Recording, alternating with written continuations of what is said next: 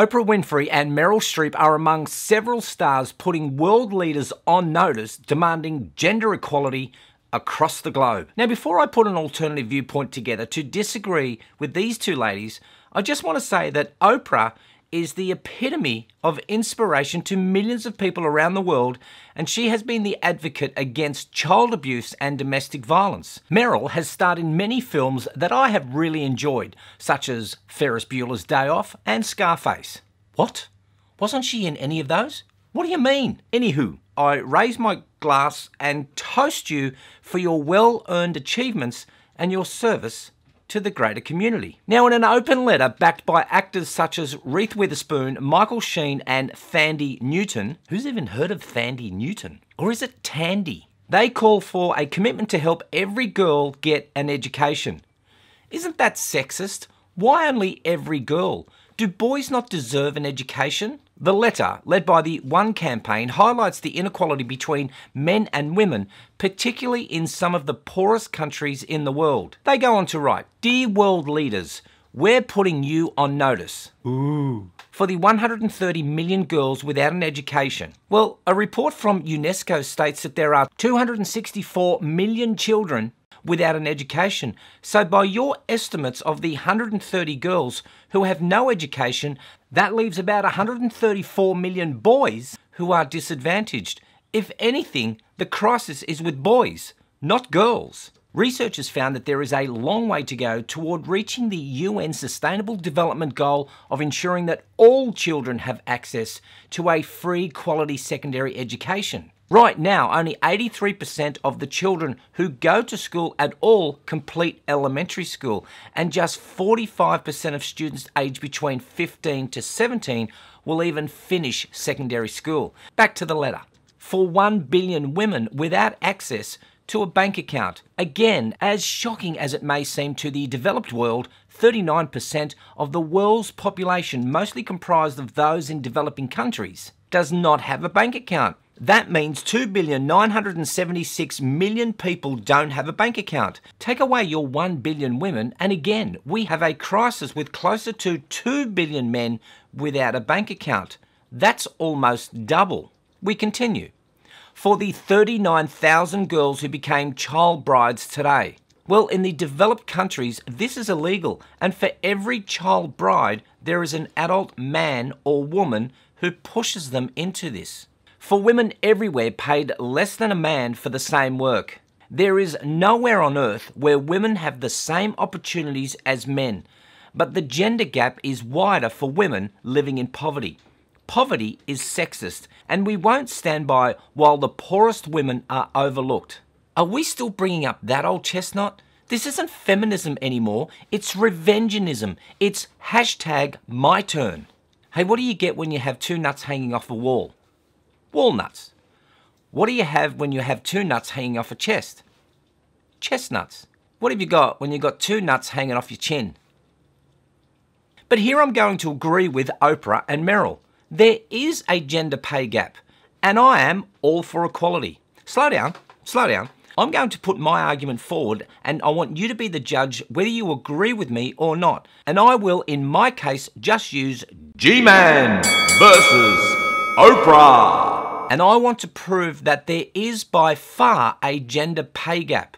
Let's start with some facts. Oprah is cisgender female and I am cisgender male. See what I did there? Oprah was born black, G-Mann white. Oprah is a US citizen, G-Mann Australian. Oprah is 64, G-Mann 57. Oprah has a male partner, G-Mann has a female partner. Oprah has 43 million followers. I have 54. I just want to stick to the facts because it is important to stick to the facts. Oprah earns through her TV network approximately $30,000 per hour. G-Mann earns with the Point TV approximately 82 cents per hour. As a side note, there are 11 women and 6 men who are the top 20 Twitter influencers. The other 3 are corporations. The example I just gave you with pure facts, we can see now that there is a huge gender pay gap. I have a show called The Point TV. Oprah has her own show and it's now called OWN, which is the Oprah Winfrey Network. and I want and deserve pay equality. But here's the inequality. She has writers, I have him. She has a crew of lighting and sound specialists, I have him. She has stage managers, camera people, makeup team, and in fact a team of around 300. Well, I have him.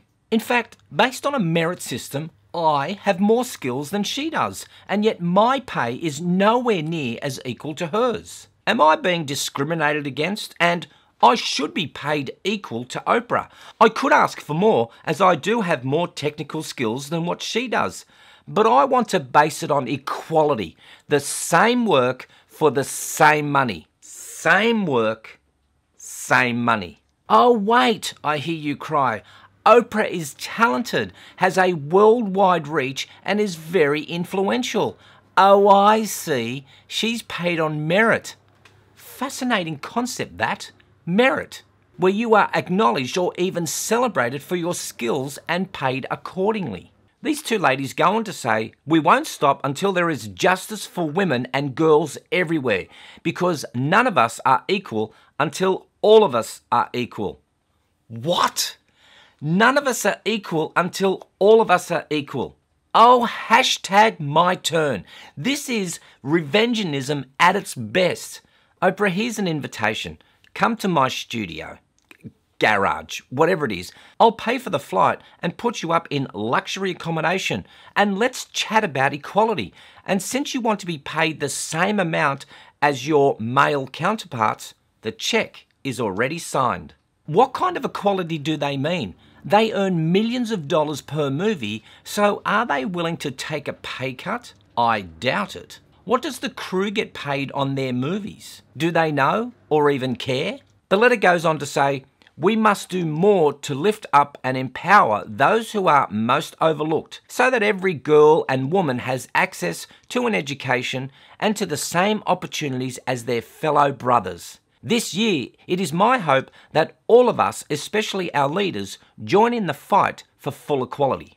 I am all for equality. Of course we are all equal, but men and women are different, whether you like it or not. We have naturally different drivers, such as hormones. Men, for example, are usually full of testosterone, and that makes for a more competitive person. Women are usually the calmer and more rational of the species, more nurturing, and this may be seen as a weakness. I think that the complaint is misguided and not worded very well. It is the treatment of women at times that is not right.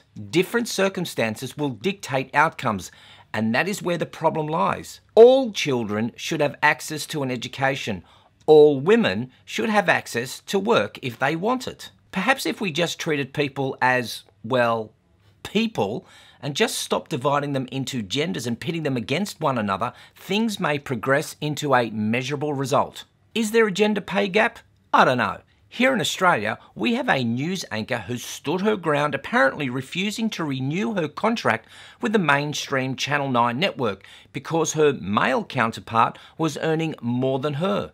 So a rival mainstream network snapped her up and paid her a whopping $2.3 million compared to the long-standing host Carrie Bickmore, who has been with the project since 2009, only earning a measly $500,000. What? How does that work? Lisa, it seems, couldn't give a rat's ass about the sisterhood and equal pay, only about not earning the same as a man. Hypocrisy, thy name is Lisa. There is not even equality from the same network, the same gender, and the same job.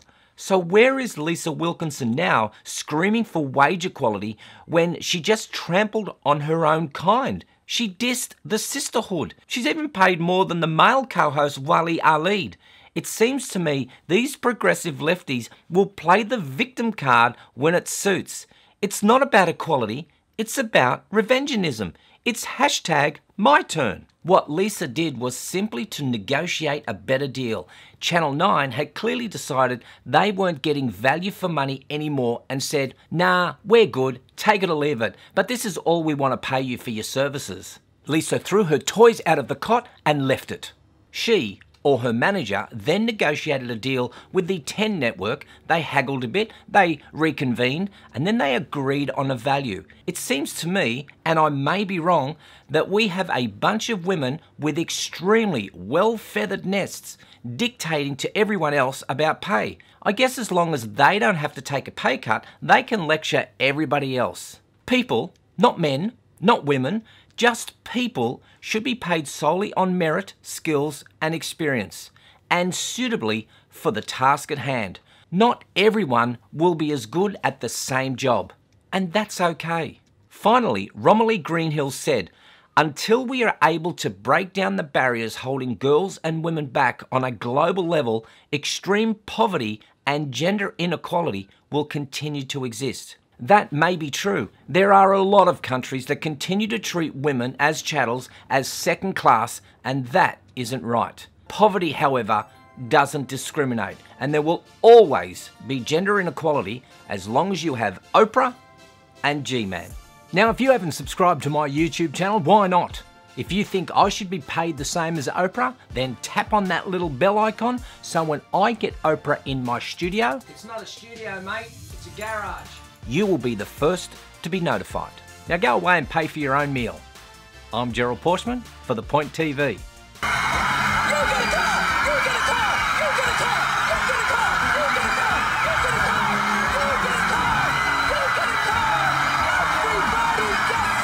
I didn't get a car.